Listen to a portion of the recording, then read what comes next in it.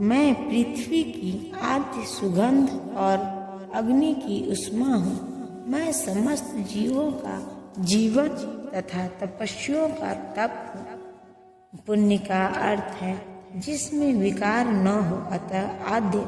इस जगत में प्रत्येक वस्तु में कोई न कोई सुगंध होती है तथा फूल की सुगंध या जल, पृथ्वी, अग्नि, वायु आदि की सुगंध, समस्त वस्तुओं में व्याप्त अदूषित भौतिक गंध जो आदि सुगंध है वह कृष्ण है। इसी प्रकार प्रत्येक वस्तु का एक विशिष्ट स्वाद रस होता है और इस स्वाद को रसायनों के मिश्रण द्वारा बदला जा सकता है।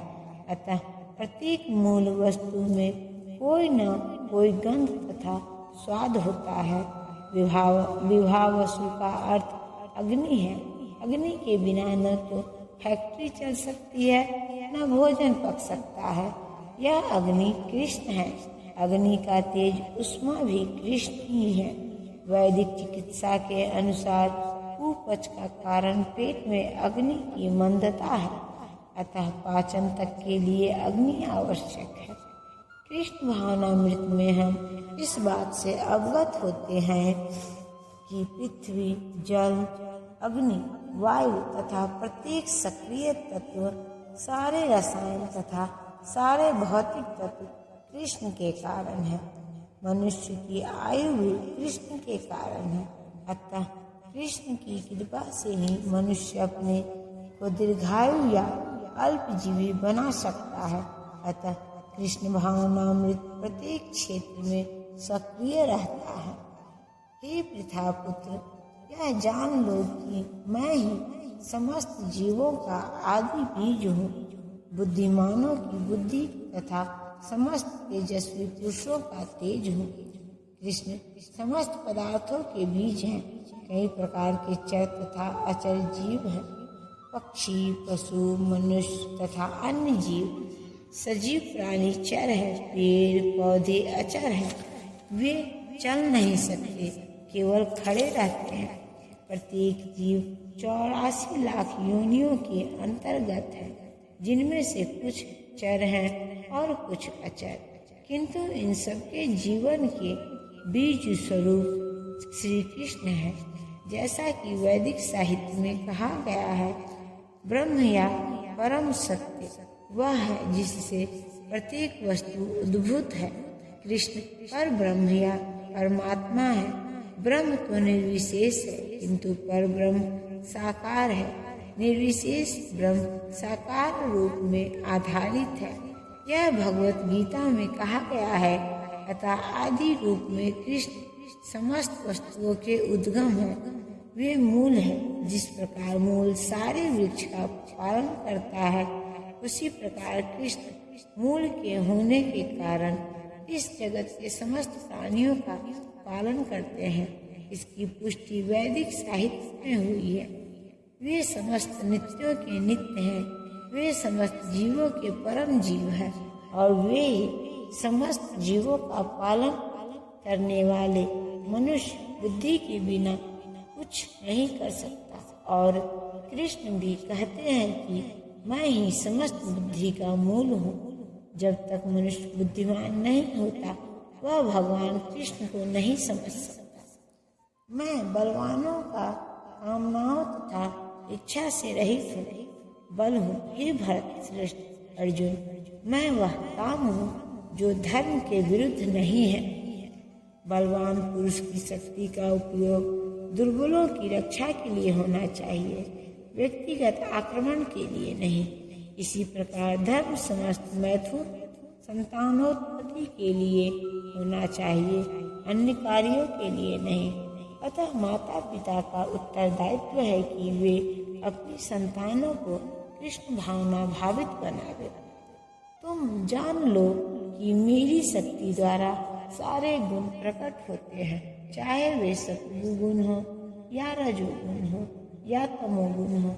एक प्रकार से मैं सब कुछ हूँ, किंतु स्वतंत्र मैं प्रकृति के गुणों के अधीन हूँ, अपितु वे मेरे अधीन है। संसार के सारे भौतिक कार्यकलाप प्रकृति प्रकृति के गुणों के अधीन संपन्न होते हैं।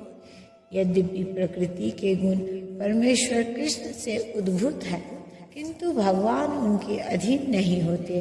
उदाहरणार्थ, राज्य के नियमानुसार कोई दंडित हो सकता है, किंतु नियम बनाने वाला राजा उस नियम के अधीन नहीं हो सकता। इसी तरह प्रकृति के सभी गुण सतो रजो तथा तमो गुण भगवान कृष्ण से उद्भूत है, किंतु कृष्ण प्रकृति के अधीन नहीं है, इसीलिए वे निर्गुण है, जिनका तात्पर्य है कि सभी गुण उनसे उद्भूत है, किंतु वे उन्हें प्रभावित नहीं करते। यह भगवान का विशेष लक्षण है। तीनों गुण सतो रजो तथा तमो के द्वारा मोहग्रस्त यह संसार मुझ गुणातीत तथा अविनाशी को नहीं जानता। सारा संसार प्रकृति के 3 गुणों से मोहित है। जो लोग इस प्रकार से 3 गुणों के द्वारा मोहित हैं, वे नहीं जान सकते कि परमेश्वर कृष्ण इस प्रकृति से परे है। प्रत्येक जीव को प्रकृति के वशभूत होकर एक विशेष प्रकार का शरीर मिलता है और तदनुसार उसे एक विशेष मनोवैज्ञानिक, मानसिक तथा शारीरिक कार्य करना होता है। प्रकृति के 3 गुणों के अंतर्गत कार्य करने वाले मनुष्यों की 4 श्रेणियां हैं।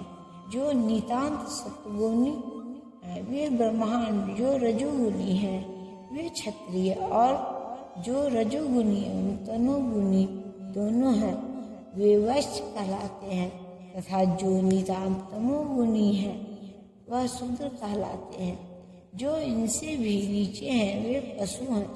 फिर ये उपाधियां अस्थायी नहीं हैं। मैं ब्राह्मण, क्षत्रिय, वैश्य या कुछ भी हो सकता हूँ। जो भी हो, यह जीवन नश्वर है।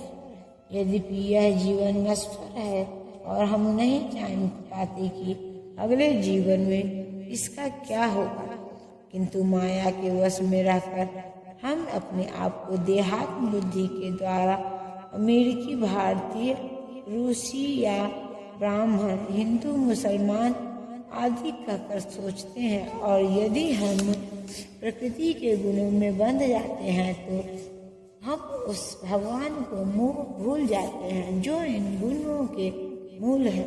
अतः भगवान का कहना है कि सारे जीव प्रकृति के इन गुणों द्वारा मोहित होकर यह नहीं समझ पाते कि इस संसार की पृष्ठभूमि में भगवान है। जीव कई प्रकार के हैं, यथा मनुष्य, देवता, पशु आदि, और इनमें से हर एक प्रकृति के वश में है। और ये सभी दिव्य पुरुष भगवान को भूल चुके हैं, जो रजोगुणी तथा तमोगुणी हैं। वहाँ तक कि सतोगुणी भी हैं। वे भी परम सत्य के निर्विशेष ब्रह्म स्वरूप से आगे नहीं बढ़ पाते। वे सब भगवान के साक्षात स्वरूप के समक्ष संभ्रमित हो जाते हैं, जिसमें सारा सौंदर्य, ऐश्वर्य, ज्ञान, बल, यश तथा त्याग भरा है। जब सतोगुणी तक इस स्वरूप को नहीं समझ पाते तो उनसे क्या आशा की जा सकती है। जो रजोगुणी या तमोगुणी है, कृष्ण भावनामृत प्रकृति के इन तीनों गुणों से परे हैं। और जो लोग निसंदेह कृष्ण भावनामृत में स्थित हैं, वे ही वास्तव में मुक्त हैं।